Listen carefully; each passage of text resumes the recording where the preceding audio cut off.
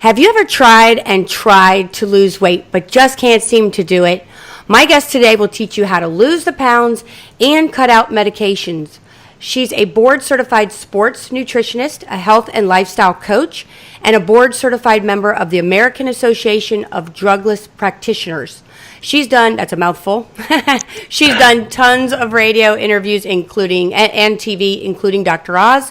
Her book, Mindful Eating, 30 Days to a Whole New You, is a bestseller. I'm so excited about this topic today and introducing my guest, Karen Mayo. Welcome, Karen. Thank you, Patti. So honored to be here with you today. Well, and you're also a natural foods chef, right? Yes. So, what does that like? So you didn't cook like fried chicken and biscuits like last night, then, right? No. So, what kind of what did you today? Like, for example, what did you cook or make for breakfast? What did you eat, and what did you eat for lunch today? Okay, so this morning, I woke up and I had warm water with lemon, and then I made some ginger tea, and I put apple cider vinegar in it. It's kind of like my tonic I like to drink all day long. It's helpful with energy and also very helpful for keeping blood pressure stable. And so breakfast was an egg over easy. I love eggs. Eggs are very good for you. And I had some spinach, and actually my cat enjoys eggs over easy as well, so I made one for him too. But and then for lunch I had a shake, and that consisted of frozen blueberries. What else did I put? A banana, 2 handfuls of greens, celery, and a cucumber that I peeled, and I just stuck that in there with some flaxseed and nutmeg and cinnamon, cayenne pepper, turmeric, and some black pepper as well. Wow, so that sounds like a lot. What do you have typically for dinner? What would that look like normally? Well, it depends, because I like to shake it up or mix it up a lot. So if I'm eating healthy, I like to have a piece of fish with a big salad. I have a big salad with pretty much everything. And if you decide that you're going to eat or like pizza, let's just say you want a slice of pizza, my recommendation is to have a big salad with your slice of pizza or 2 slices of pizza. I like to stick with one, but just having a big salad, because that will give you your 80% alkaline foods to 20% acidic foods, which is a great balance for your pH in your body. Wow. So you can eat pizza, just not very often, I'm assuming, and you balance it with a lot of salad. Exactly. So I pretty much eat everything. And I don't allow my clients not to, I don't hinder them from not eating. I just have them add in a big salad. And things like flaxseed. Yes, so flaxseed, and also apple cider vinegar, and also chia. So chia is really great for protein, number 1. Number 2, it's a very good healthy fat. And number 3, it helps with blood sugar, blood pressure, and also it stables your blood sugar. So did you always eat like this? I mean, not a burger and fries girl, kind of never. Actually, I grew up on a farm in Pennsylvania, so I always ate pretty healthy. But we did eat meat, and we had a big, huge garden that we harvested our foods from. Wow. And and then we picked the weeds on the weekends, and it was just the best thing to do as girls, me and my sister, and we would feed them to the pigs and the cows. But it was a great way to grow up. So I just suggest adding in and then the bad things, or let's say bad things, right? They will actually go off of your plate just naturally, because your palate will change. By adding in the good things. Exactly. That's so interesting. So you can actually change the way your body craves food just by changing what you add in. And is that something that kind of takes 30 days, or how quickly does that happen? If somebody says, okay, I'm going to start doing this, adding in all these good foods, and how quickly would that happen if you did that? So it's a lifestyle change. So it would take 4 seasons, right? So a year. So tell my clients that seasonally eating is probably one of the best ways to get your body back grounded and also back into balance. So eat what's in season, like we did in our ancestry, like hundreds of years ago. And, eat local if you can, locally sourced. Mm-hmm. That's a great way to eat and to get your body back in balance. So like the farmer's market and those kinds of things, as well as, Whole Foods or whatever? Yes, exactly. So, yes, I always ate very well. My mother was a very great chef. I learned a lot from her. And I just started adding in all of these superfoods, like the chia, like I was talking about before. When we were kids, they were chia pets, right? So we didn't worry about what they were going to do to our body inside. We were just worried about, are they going to sprout? Right? So that's what you're actually talking about, like those chia pets? Yeah, the chia seeds. Wow. Yeah. So those have been around since the Aztec days. And the Aztecs used to put them in the water and use them for energy.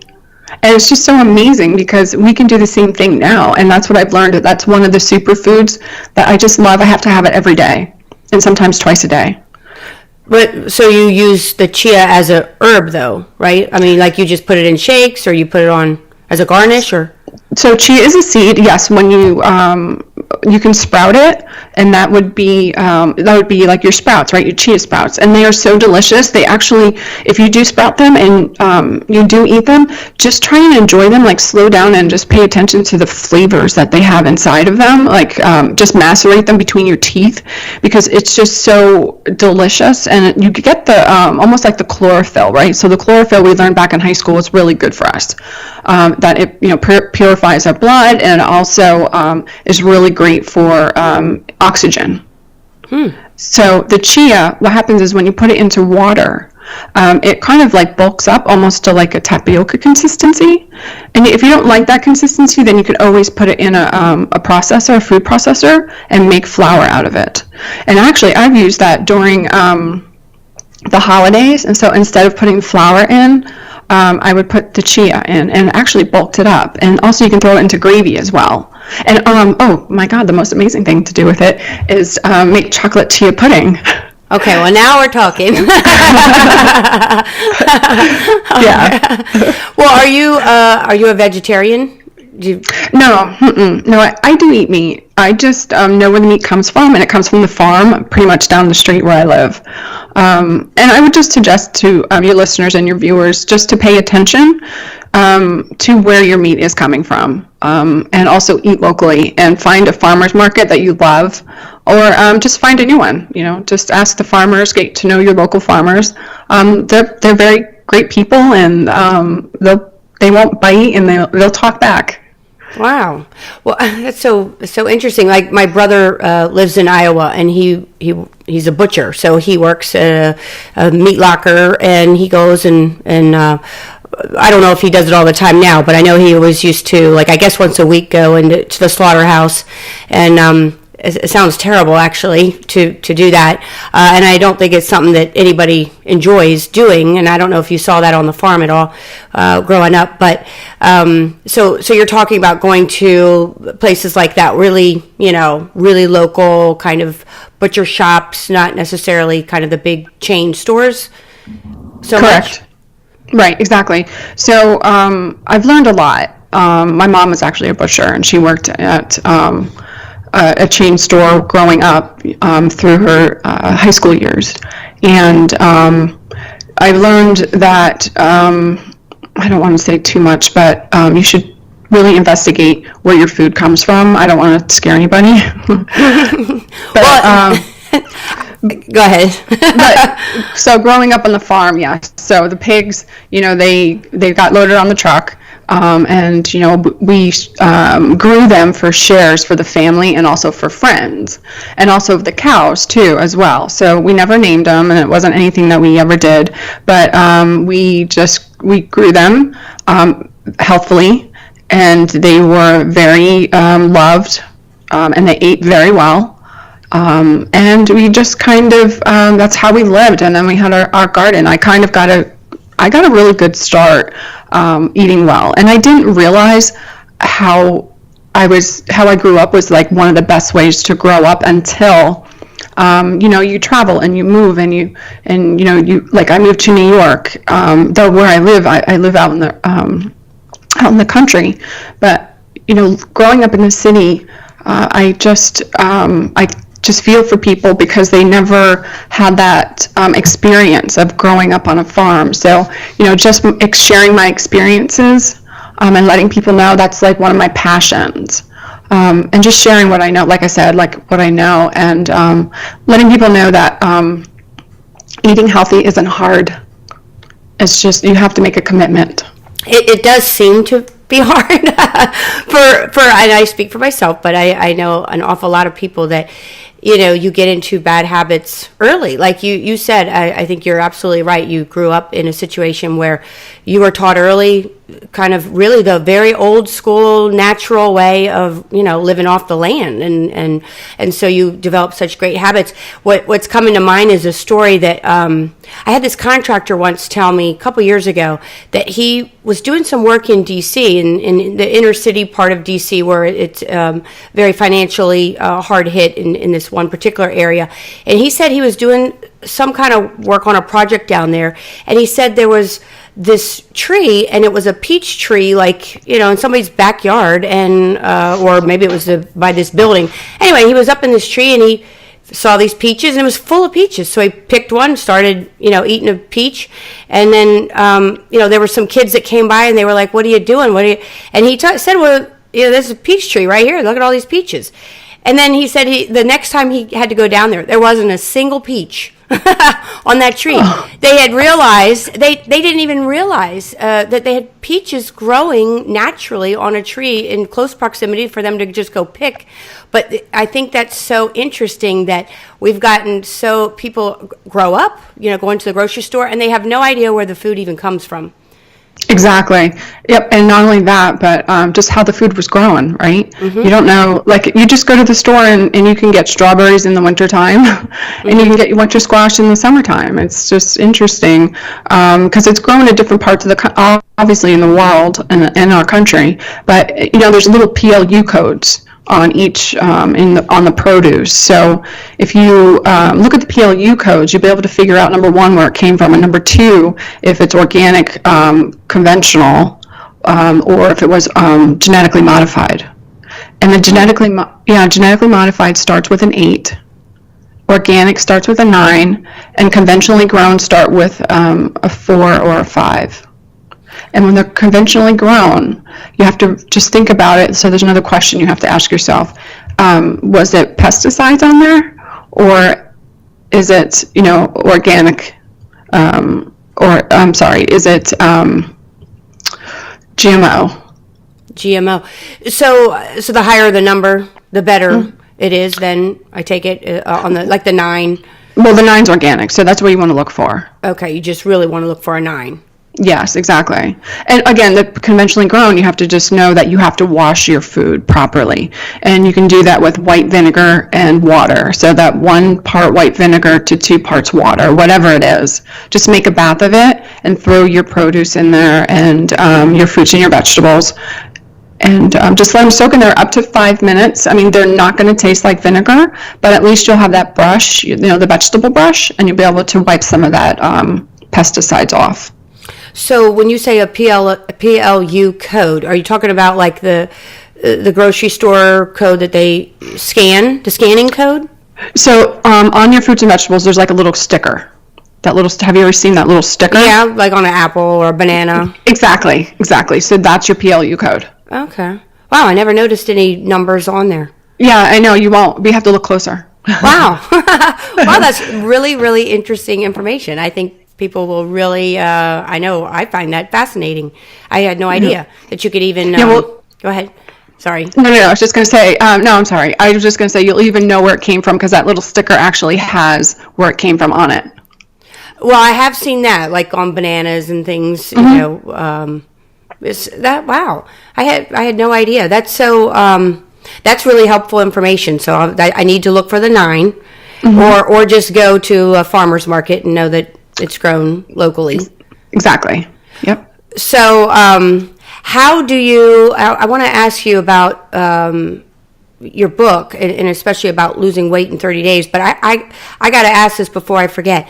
If you're in a relationship with somebody or living with somebody or in your household, your husband, your whatever, and they eat terribly, and you're trying to eat good, do you have any helpful tips on that? Because like for example, this morning my husband went to McDonald's, called me, and I wasn't planning on going to McDonald's, and I was already at work, and then he was like, well, you want me to pick up some McDonald's? And so then of course I ended up getting a sausage biscuit with egg and cheese, and I was thinking to myself, well, it's probably 300 calories, that's not the best, but whatever. So I ate it, and then after I ate it, I of course Googled to see how many calories were in that, let alone, I'm sure it's probably filled with a lot of, high processed stuff, but it was 470 calories. And I was like, oh my God, I ate that much in one, sausage biscuit from McDonald's. Yep. Yeah. So I don't advocate going to McDonald's at all. I understand why people go there, but if you saw the ingredients of their food and what the food does to your body, I would just wish that so what I'm going to recommend is to tell your husband that you're not eating that way anymore because it's not good for your body. Okay. And that you've decided that, you're going to take these next 90 days or 30 days or whatever it is, or maybe next year, and eat the way you want to eat. That's good for your body, that serves you. Because once you start eating more greens and more chlorophyll, you just have so much more energy than your husband. He'll be wondering what you're doing.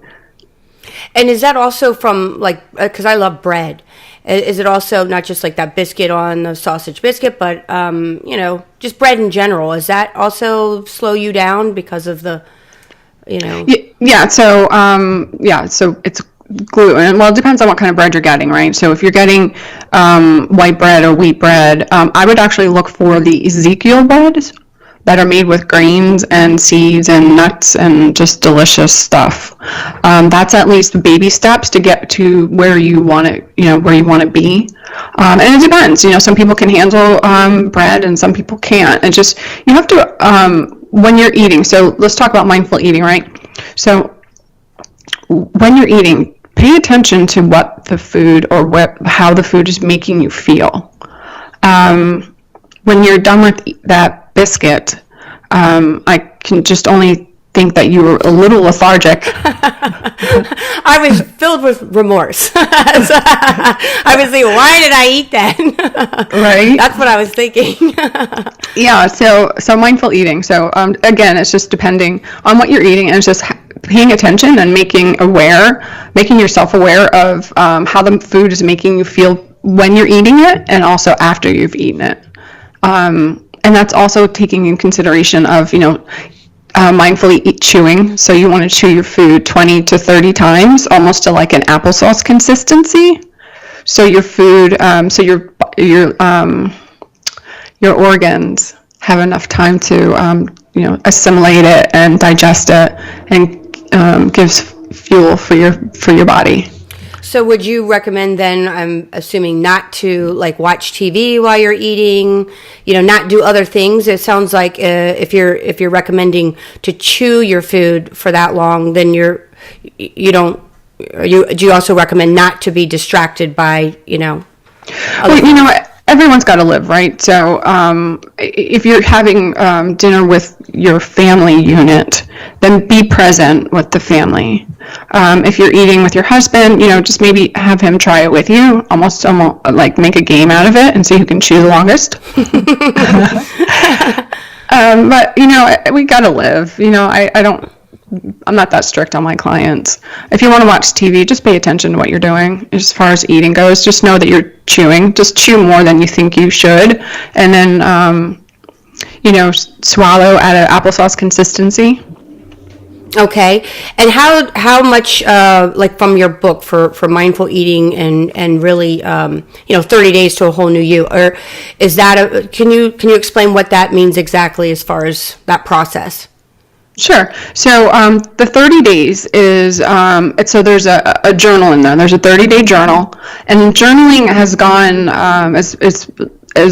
has so many positive attributes to it. It can relieve stress.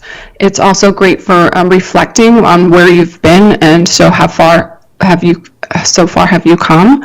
That when you're journaling, it gets what's going on inside your body and out. It puts it right on paper. So that relieves a lot of stress.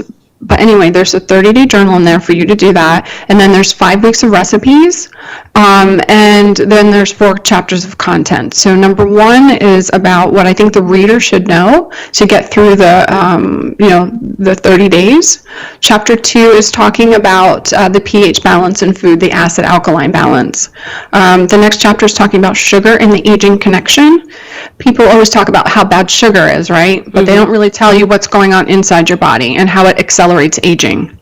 And then the next chapter is talking about detoxes and cleanses and juices and smoothies and how they can actually have a part of our dietary lifestyle.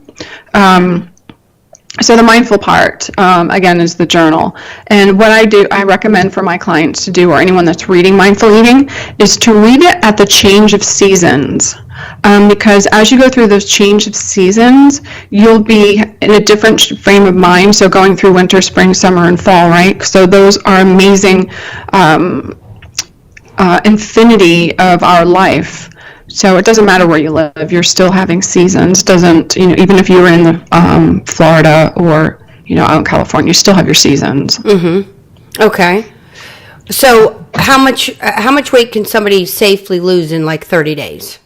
Do you safely? know? Okay. Yep. So I recommend between 4 to 6 pounds. If you're losing weight and you're not doing it healthfully, you will get extra skin that doesn't look very attractive. So when you're eating healthily and you're doing it in a healthy way, your body will actually bounce back the way it's supposed to. So I have several clients that have lost hundreds of pounds and there's no skin. So your body just naturally has to work that out. And it does. Our body's amazing. Our body keeps our temperature at 98.5 and has a baby and 98.5. 98.6. Yes, 6. Thank you. I knew it was something else. Thanks. So it's amazing. So our body knows when we need sleep, when we need to, it breathes. We just breathe. We don't have to push a button. It's just happening. So like I said, our body's just amazing. So it will heal itself. You just have to pay attention. So if you were to lose, like, say, 10 pounds in a month, you're probably, is some of that also kind of water loss too? Yeah, so if it's water weight, what will happen is that will come back, right? Because you're going to be eating. If you're not taught, or if you don't have accountability, if you're not mindful about what you're putting into your body, all that weight will come right back, and actually more. So that's why dieting, that yo-yo dieting, is really bad, and why diets don't work for people is because they're very general. So for me, what I do with my clients is I actually cater their program or their program to them, because everyone's different. People who work inside in a building all day long are different than people who work outside. They need different things. It's so interesting. So you really tailor it. Your people in your coaching program, you tailor it depending on what they do for a living and body types. Do you take that into account, like mesomorphs and endomorphs and all that stuff? Yep, absolutely. Do that, and also we check blood work, and I work with their doctor. That's what I like to do, is work, with their doctor, so that blood work that we have, in case there's another test that needs to be done, they can get that done through their health professional. What do you find is the biggest problem, like people who go through your program, read your book, and they start trying to, or just in general, people who say they're really trying to eat healthy? What's the biggest problem people have? So sugar. Sugar is a major health issue for a lot of people.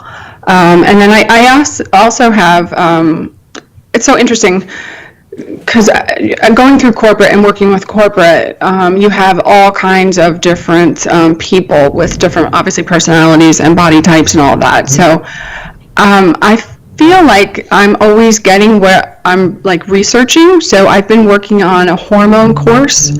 So I've been getting a lot of people who are wondering about their hormones. They want to know how they can get them in line and back in balance.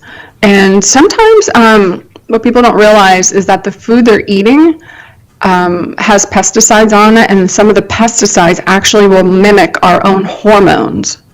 So yeah, no, it's so interesting. It's one of the things that I'm like, I have an aha moment every day, and I'm like, wow, this is pretty serious. So what happens is when the pesticide is mimicking your own hormones, it actually gets absorbed into our fat, and then it creates its own hormone. The pesticide has this own, it will continue to have its own mass, and then it creates its own hormone. It's just incredible. It's just one of the things that I've just like, it's blowing my mind like when I'm learning about this. But getting back into the hormones. So hormones are very, very important, obviously, for all of us. And if one is out of whack, they are all out of whack. And that's another what I learned. So that was kind of interesting for me too as well. But also gut health, autoimmune disease. That's very prevalent in corporate wellness. In corporations, actually everywhere. Mm-hmm. So it's just not at home. It's also in where you work as well. So if somebody is trying to, okay, I'm trying to eat healthy, I really want to start, in addition to, say, reading a book like yours and some other materials that are out there for kind of starting with the basics, how, if they're, say, they love sugar,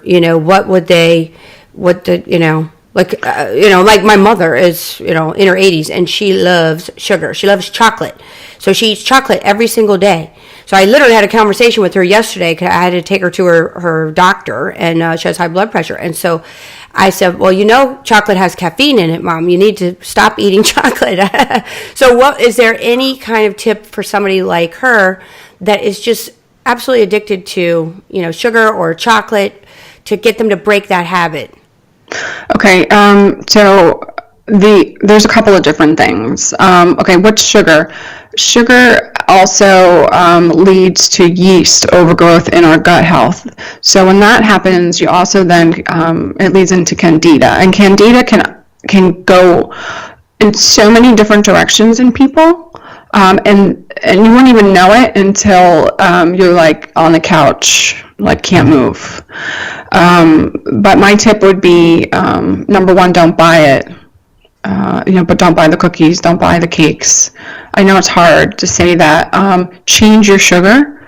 Instead of having raw sugar, you can have coconut sugar or monk fruit sugar, local honey, and then also, maple syrup. Those are the four really sugars that I recommend. The two, coconut and the monk fruit, they're very diabetes friendly for people because they keep your blood sugar stable. And you can use it just like you would sugar. Also, just switching, when you got those cravings, go brush your teeth, because that will help as well. That's a couple of tips that I've recommended to my clients, and that seems to work. Is every time that you are craving a piece of sugar or a candy or a cookie or something like that, is go brush your teeth and clean the tongue. If you can get a tongue cleaner, what happens is when you're eating the sugar actually gets stuck in that little villi in the back of our throats. And if you're not properly cleaning your tongue, you'll still taste that sugar all day long, and that's where the cravings come from sometimes. Yeah, and I would say even just switching out to apple cider vinegar is something that's really great to drink. Not that it's going to give you a really good sweet taste, but it's the opposite, right? It's Right. that kind of like sour bitter. But let me just talk a little bit about chocolate. I believe chocolate is the extra food group, and I love chocolate. But my chocolate is organic, and it's also it's not processed, full of sugar. Like there's no M&Ms in my house. There's no Mars or anything like that. So I don't have any of that sugar. And those M&Ms, I used to have a problem with them back in the day. So I didn't realize. So when you pop one, right, you're constantly like wanting to have another one. And the reason is because, like I just said before, that little sugar's in the back of your villi, and you're tasting sugar. So you want another one and another one, because it's just you're tasting it. So you have that craving. So that's that kind of, I guess, where that craving comes from. Yeah, so you make your own chocolate, like dark chocolate kind of thing with No, I go get black and golds or black and greens. black and green. That chocolate. Oh, I'm not familiar. Yeah, it's 85%. It's all organic. You can probably find it on Amazon as well. Oh, wow. Yeah, and David Wolf actually has some chocolate too that's really good. So if you happen to know who David Wolf is, he's got amazing chocolate called Sacred, and it's all organic, and it's amazing. So if you want a snack like that type of thing, then that's what you would eat? Yes, I have two squares, and that's what I have. Or I'll do some like almond butter too, and mix it with or just take a bite of the chocolate with the almond butter as a snack. Well, I'll have to get that for my mom. I have to go on Amazon and get some. Maybe I could get her to switch. I don't know. Well, I would just let her know that you're worried about her health, or you just want to give her good chocolate, and she can have that chocolate. Yeah, well, that's what I'm thinking. That sounds like a good substitute if I could get her to, Trade. change. Yeah, exactly. Yeah. Change that habit, and but I wanted to ask you. You are a beekeeper. Is that correct? Yes, I am. Oh my gosh. How'd that happen? Well, I had The Pennsylvania farm? No, I actually they were offering beekeeping course at John Jay over here locally in Katona, and I was like, wow, that sounds pretty interesting. And I love honey, and I've always wanted to learn about it. So I just went to the course, and it's trial and error, and you learn a lot. But yes, beekeeping is very interesting, and it keeps you aware of like what's going on in your neighborhood because of the pesticides and everything else that people could be using. So it's bees are very. You heard that saying, "Busy as a bee," right?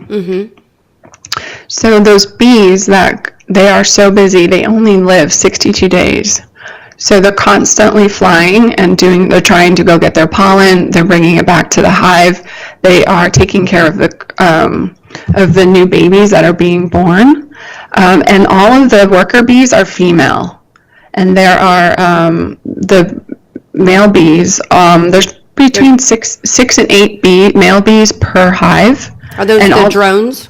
Yes. So all they do is they take care of the queen, and then the queen, obviously her job is to lay eggs.